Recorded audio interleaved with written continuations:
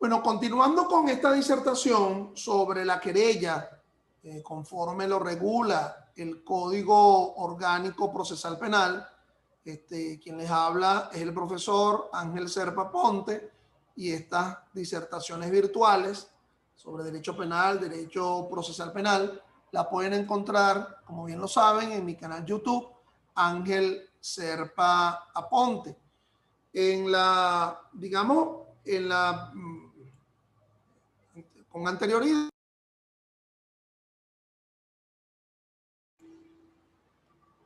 anterioridad, habíamos abordado las características generales de la querella en relación con otras formas de inicio del proceso penal, el tema de la denuncia, el tema del conocimiento oficioso, etcétera, ¿no?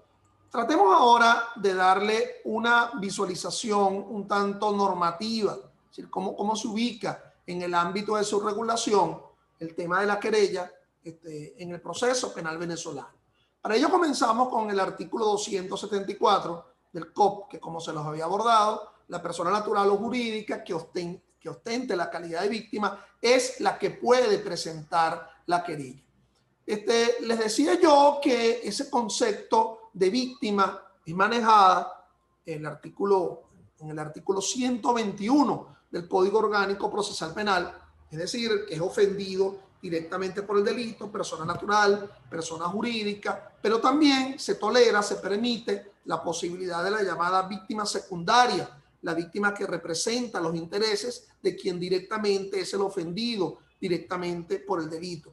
Entonces, toda persona natural o jurídica que ha sufrido directamente las consecuencias de un delito, por cierto, un delito menos grave, que no supere a los 8 años en su límite máximo, o un delito grave que supere a los 10 años, perdón, a los 8 años en su límite máximo. Puede ser un delito establecido en un cuerpo de ilicitud penal ortodoxa, como por ejemplo el Código Penal, homicidio, hurto. Pero también podría ser un delito que se encuentre en un cuerpo de ilicitud penal colateral, como por ejemplo la ley contra el secuestro, la la extorsión, la ley contra el hurto y robo de vehículos, etcétera, ¿no? Entonces, esa persona natural o jurídica presenta esa querella. Esa querella la presentará de una manera formal, como lo indica el 275. Se propondrá siempre por escrito ante el juez de control. Aquí es importante entender la llamada instrumentalidad de este asunto, porque tiene que ser un juez competente en razón de la materia, pero tiene que ser un juez competente en razón del territorio. Si se quiere presentar una querella para poner en conocimiento un delito cometido en el ámbito del circuito judicial penal del Estado Zulia, el Estado Zulia, como lo vieron en Derecho Procesal Penal, tiene el circuito judicial penal del Estado Zulia, pero también tiene extensiones, las llamadas extensiones territoriales, como por ejemplo la extensión sur del lago, la extensión costa oriental y la extensión Maracaibo. Entonces, si se quiere poner en conocimiento a través de una querella un delito, tendría que presentarse ante el Tribunal de Control competente desde el punto de vista territorial, es decir, del circuito y de la extensión. Si es un delito cometido, por ejemplo, en los valles del Tuy, entonces tendrá que ser ante la extensión Valle del Tuy. Si es un delito que se cometió, por ejemplo, en el Estado Vargas, bueno, será ante el Tribunal de Control del Estado Vargas. Pero no solamente es importante entender la competencia en razón del territorio, sino que también es importante entender la competencia en razón de la materia. Fíjense que el tema de la materia, a pesar de que la materia es penal, el tema de la distinción entre delito menos grave lo ubica como una de las variables de la materia, nuestro Código Orgánico Procesal Penal, por decirlo en otras palabras. Si se quiere poner en conocimiento a través de la querella un delito menos grave, tendría que presentarse la querella ante el Tribunal de Control de instancia municipal del circuito judicial penal en donde se ha cometido el delito. Si lo que se quiere querellar es por un delito cometido en el ámbito de la justicia militar, descrito en el Código Orgánico de Justicia Militar, pues tendría que interponerse dicha querella ante el Tribunal de Control militar del circuito judicial penal respectivo. En realidad el asunto es interponer la querella escrita por la unidad receptora de causas. En todos los circuitos judiciales penales existe una unidad receptora de causas, ¿verdad? Y en cada una de las extensiones judiciales existe esa unidad en los palacios judiciales de los diferentes circuitos y de las diferentes extensiones.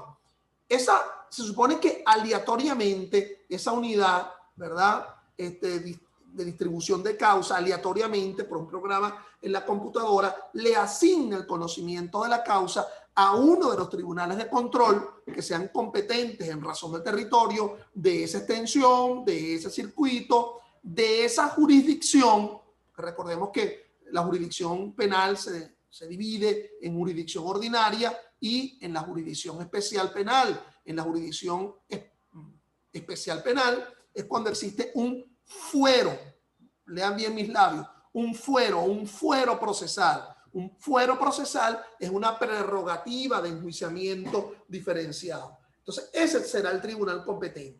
Pero repito, lo primero es que la querella por escrito se interponga ante la unidad receptora para que esta unidad aleatoriamente, bajo un programa de computación, pues lo distribuya en uno de los tribunales de control de ese circuito. Y ese tribunal de control, al recibir la querella, se abocará o no al conocimiento de la causa. En este caso, como se trata solamente de una causa que ha estado en la misma instancia, ese abocamiento sería con B alta, ¿ok? Abocamiento. Porque cuando se habla de abocamiento con V, con B pequeña, es cuando un tribunal de alzada empieza a asumir el conocimiento de una causa que proviene de un tribunal de primera instancia. Aquí, como se están dando cuenta, el primer tribunal que está asumiendo el conocimiento de la causa es ese tribunal de control ante el cual le llega la querella presentada a la víctima para ponerlo en conocimiento de un delito de acción pública. Porque, como ya lo hemos dicho, no debe confundirse la querella con la acusación privada que se interpone ante un tribunal de juicio por un delito de instancia de parte agraviada. Entonces, fíjense, estimados, la querella, conforme al artículo 276 del Código Orgánico Procesal Penal, ha de cumplir con una serie de características, ¿okay? Las características que están bien descritos en ese artículo 276. Nombre del querellante, su relación de parentesco con respecto al querellado, es decir, a quien se está señalando de la comisión de un delito, la dirección del querellado y del querellante, el delito que se le imputa. Fíjense la palabrita que nos está indicando el numeral tercero del 276. Está hablando de la palabra imputación, imputa. Entonces, esto sería parte de una llamada imputación heterodoxa, ¿verdad? O imputación no formal, porque conforme a aquella sentencia, la 537 del año 2017 de la Sala Constitucional, a quien le corresponde la imputación por un delito de acción pública es el fiscal del Ministerio Público en una audiencia de imputación. Es decir, mis estimados, no vayas a creer que porque se está presentando la querella ante un tribunal de control, esta presentación de la querella debe entenderse como una solicitud de audiencia de imputación, porque hasta ahora por allí no ha aportado el fiscal del Ministerio Público, que es quien va a imputar por un delito conforme a la sentencia. Entonces, es consignar una querella por escrito ante el juez de control a los efectos de que ese juez de control pueda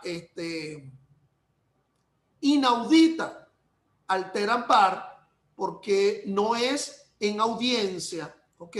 Es inaudita alter ampar en su propia intimidad admitir o no la querella. La inadmisión de la querella se denomina técnicamente desestimación, ¿ok? La no admisión de la querella se denomina desestimación. Y las causales para la inadmisión o desestimación de la querella ya lo abordaremos. Pero por ahora estamos concentrados en los elementos que deben estar presentes sine qua non dentro de ese escrito de querella presentado por la víctima, conforme lo indica el artículo 276 del Código Orgánico Procesal Penal. Entonces, lugar, día y hora aproximada de la perpetración, una relación especificada de las circunstancias esenciales del hecho, es decir, las circunstancias de modo y tiempo y lugar, pero nótese algo muy importante que establece el infine del artículo 276, conforme lo indica la lámina 276 del COP. Los datos que permitan la ubicación del querellante serán consignados por separado y tendrán carácter reservado para el imputado, imputada y o su defensa. Es decir, hay una especie de cuaderno auxiliar, de cuaderno aparte, en donde están los datos, ¿verdad? De dirección, de teléfono, de el querellante, es decir, de la víctima, a los efectos de evitar llamadas, de evitar accesos indebidos, en un cuaderno aparte que se encuentra a disposición del tribunal. ¿Ok? Entonces, hasta ahora lo que ha ocurrido es que la víctima, quien se considera ofendido por el delito, o la víctima secundaria, los representantes, por ejemplo, de esa víctima ofendida directamente por el delito, ha presentado por escrito una querella. Frente a ello vamos a hablar de algo muy interesante. Les había dicho yo que esa víctima puede ser una persona jurídica, una persona de derecho moral. Esa ficción dentro del derecho que es la llamada persona jurídica, para diferenciar de la persona natural. Sabemos que por las leyes civiles, esa víctima, es decir, esa persona jurídica, va a tener la representación estatutaria. Quien sea el representante de la víctima es quien indique los estatutos. Generalmente un socio mayoritario, ¿ok? O un representante legal, quien indique los estatutos. Pero pudiera ser, mis estimados, y por qué no decirlo, que precisamente ese socio mayoritario es quien ha cometido el delito contra la persona jurídica. Tú dirías, bueno, pero qué locura, a fin de cuentas, el delito lo siente, de alguna forma lo sufre, es una persona natural dentro de esa persona jurídica. No, pero técnicamente a lo mejor pudo haber sido que la estafa se cometió contra la empresa y la empresa tiene solamente dos socios, el socio A y el socio B, y a lo mejor el socio A es quien estatutariamente representa los derechos de la empresa, pero es quien ha esquilmado al socio B, quien es un socio minoritario. Ajá, pero en el papel dice que en los estatutos que quien representa a la empresa es el socio A. Bueno, va a tener el socio B, ¿verdad? El socio remanente dentro de esa empresa, que presentar su querella ante el Tribunal de Control, ante el circuito judicial, ante la oficina distribuidora de causa, para que sea remitida ante un tribunal de control. Y entonces dirá, bueno, aunque yo no soy el representante estatutario de esta empresa, este delito se ha cometido en mi contra como socio minoritario. Espero que se admita esta querella y que a lo largo en el desarrollo de esta causa se verifique realmente quién es quien ha cometido el delito contra esta persona jurídica.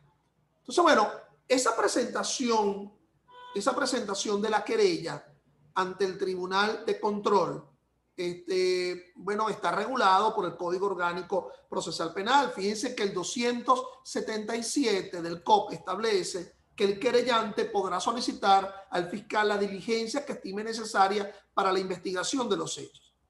Es decir, mis estimados, que conforme a ello, cuando se habla de de la querella, de los elementos de la querella, no solamente nos vamos a circunscribir a los elementos.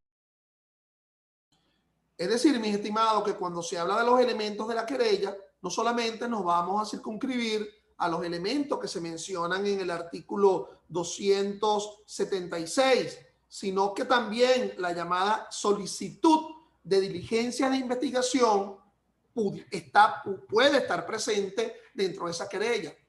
Dicho en otras palabras, puede ser que el querellante ya haya investigado y ya consigne elementos de convicción conjuntamente con la querella. Puede ser que lo consigne, pero puede ser que considere que se requieren otros tipos de elementos de convicción y le solicita al titular de la acción penal, quien asume la investigación dentro de esta fase preparatoria, que también adminicule, que también incorpore otros elementos de investigación bien precisados. Yo no quiero complicarles a ustedes la vida en este momento, pero debo abordarle que por una sentencia, ¿verdad? La sentencia 902 del año 2018 de la Sala Constitucional del Tribunal Supremo de Justicia, se permite que si el fiscal del Ministerio Público no presenta la acusación pública por un delito, bien sea menos grave o grave, la víctima puede presentar su acusación particular propia. Y esta víctima, presentando su acusación particular propia, va a seguir asumiendo la titularidad de la acción penal. Les digo esto porque ustedes podrán preguntarme cuál es la relación de esa acusación particular propia con... ¿Cuál es la relación de esa acusación particular propia que presenta la víctima cuando el fiscal no presenta la acusación pública con respecto a la querella? Bueno, no ha dicho todavía la Sala Constitucional que debe entenderse que la querella es el acto de imputación, porque bien sea acusación pública o bien sea acusación particular propia, para que se presente acusación previamente se requiere una imputación. Mal se podría presentar una acusación sin que previamente existe una imputación. Y entonces lo digo bien claro a ustedes, mis alumnos de la Universidad Santa María, en primer lugar, para que en un examen jamás me vayan a confundir demanda con acusación. La demanda es en el proceso civil. La demanda es en el proceso civil. La acusación es en el procedimiento penal. Pero previo a la acusación, bien sea pública o acusación particular propia de la víctima, debe haber una imputación. Es decir, la llamada excepción por acción promovida ilegalmente, uno de los elementos fundamentales es que se presente una acusación sin que previamente exista una imputación. Entonces, para no complicar el asunto, imputación y después acusación. Ese es el orden de los factores. ¿Ok? Vamos a volver con esta lámina que ya en otra oportunidad yo les había presentado a ustedes. Es decir, las formas en que se inicia este procedimiento ordinario en su fase preparatoria. En primer lugar, tendríamos la llamada conocimiento oficioso, ¿verdad? El conocimiento autónomo, que ya fue explicado en su oportunidad. En segundo lugar, tendríamos la flagrancia, lo cual todavía no ha sido explicado. Decía que en segundo lugar nos íbamos a encontrar la llamada flagrancia como forma de inicio de ese proceso, esa flagrancia que aún, ¿verdad?, no le he explicado a ustedes, mis alumnos de la Derecho Procesal Penal 2 de la Universidad de Santa María, pero sí estamos abordando este tema dentro de la grafía que tienen frente a ustedes, ¿verdad?, de los actos proformadores de la acción penal. Es decir, la denuncia, que ya fue explicado en su oportunidad, y la querella. Esa querella, como lo ven allí, se presenta ante el juez de control, que es el competente, a diferencia de la denuncia que se presenta ante el Ministerio Público y ante el órgano policial. Ahora bien, esa querella presentada ante el juez de control va a conducir, conforme a la grafía que tienen ustedes allí, en varios varios,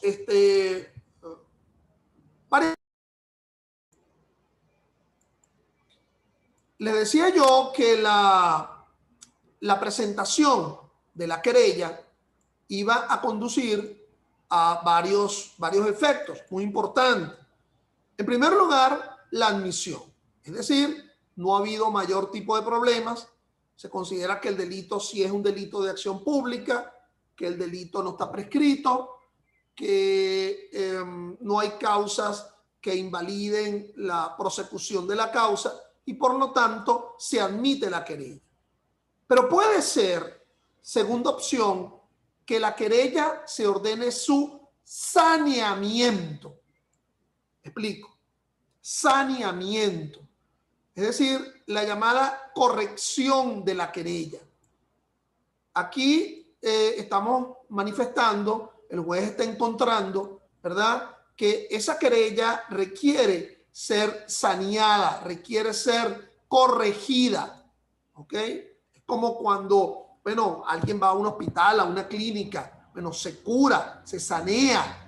¿Ok? Entonces, bueno, el llamado saneamiento, el saneamiento de la querella.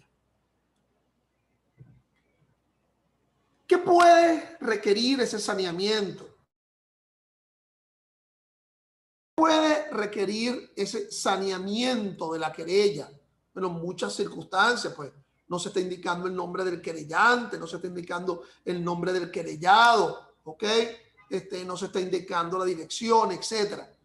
Y se ordena el saneamiento, la corrección. Recuerda que esa sería, digamos, la segunda alternativa frente a la presentación de la querella. La primera sería la admisión, pues se admite sin más la querella, ¿ok? O el saneamiento.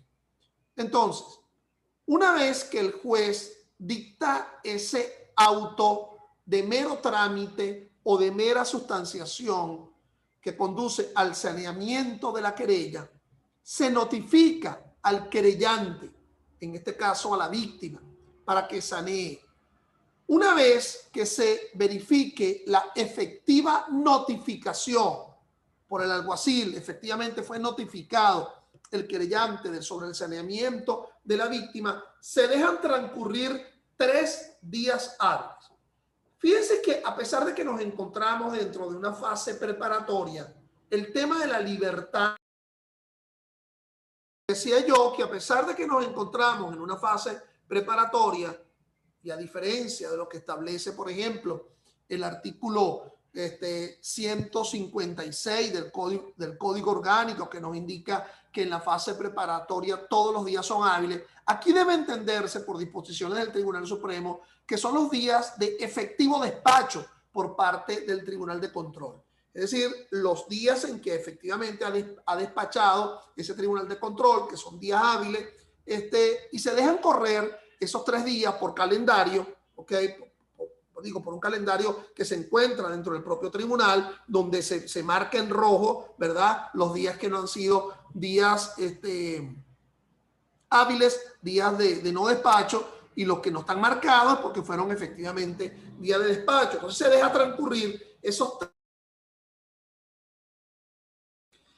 transcurrir esos 3 días desde la efectiva notificación de la víctima para que pueda sanear la querella que ha presentado. ¿Qué debería ocurrir? Que habiendo transcurrido esos 3 días, en ellos se presentará la querella ya saneada. Y si se ha corregido ella, bueno, entonces el juez de control, lo que le corresponderá ahora es admitir la querella o inadmitirla. Ya yo les había dicho en su momento que la inadmisión de la querella se denomina desestimación. Por favor, no confundir desestimación de la querella con desistimiento de la querella. Ya yo les había abordado con anterioridad que una de las causales para el desistimiento de la querella es que el querellante, una vez que la ha presentado la querella, no presenta con posterioridad la llamada acusación particular propia, ¿ok? Pero esa es una de las muchas causales para el llamado desistimiento de la querella. Fíjense entonces, conforme a la grafía que está allí, admisión, saneamiento o desestimación. Si fue admitida la querella, bueno, esa querella es remitida ante el Ministerio Público. Específicamente, ¿ante quién del Ministerio Público? Bueno, ante el fiscal superior. En cada circuito hay un fiscal superior y ese fiscal superior le va a asignar el conocimiento de la querella a un fiscal subalterno, bien sea un fiscal de amplia competencia por circuito o nacional. De igual forma, si fue un delito militar, bueno, se remitirá al fiscal superior militar de ese circuito, ¿ok? Si fuese un delito cometido por un adolescente, sistema penal de responsabilidad del adolescente, de igual forma, ese fiscal superior le asignaría la causa a uno de los fiscales del sistema penal de responsabilidad de adolescente. Si es un delito por el cual se querelló a alguien de violencia de género, ese fiscal superior le asignaría el conocimiento de esa causa a uno de los fiscales de violencia de género de ese circuito. Fíjense que ese fiscal ya subalterno, bien sea nacional o por circuito, va a iniciar una investigación que va a conducir a una necesidad de imputación. ¿Ok? Tú me dirás, pero espérate, cuando se presentó la querella, eso técnicamente no era una imputación. Tanto es así que el juez de control admitió la querella. Bueno, conforme a la sentencia 537, la imputación va a ocurrir en sede jurisdiccional por presentación, por imputación propiamente dicha que realice el fiscal del Ministerio Público.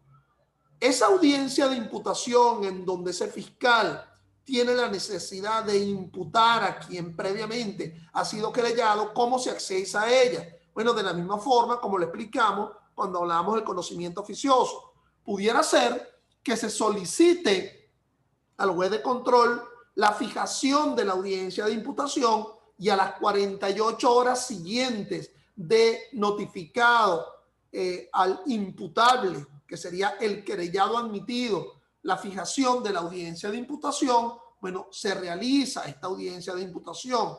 Pero pudiera ser perfectamente posible que si esto se inició por una querella, perfectamente posible que este fiscal del Ministerio Público solicite al juez de control una orden de aprehensión, sobre todo si este delito por el cual la víctima se querelló es uno de los delitos que supera a los... Sobre todo si este delito por el cual el fiscal está en conocimiento de una querella admitida, es un delito que supera a los 10 años en su límite máximo, conforme lo establece el parágrafo primero del artículo 237 del Código Orgánico Procesal Penal.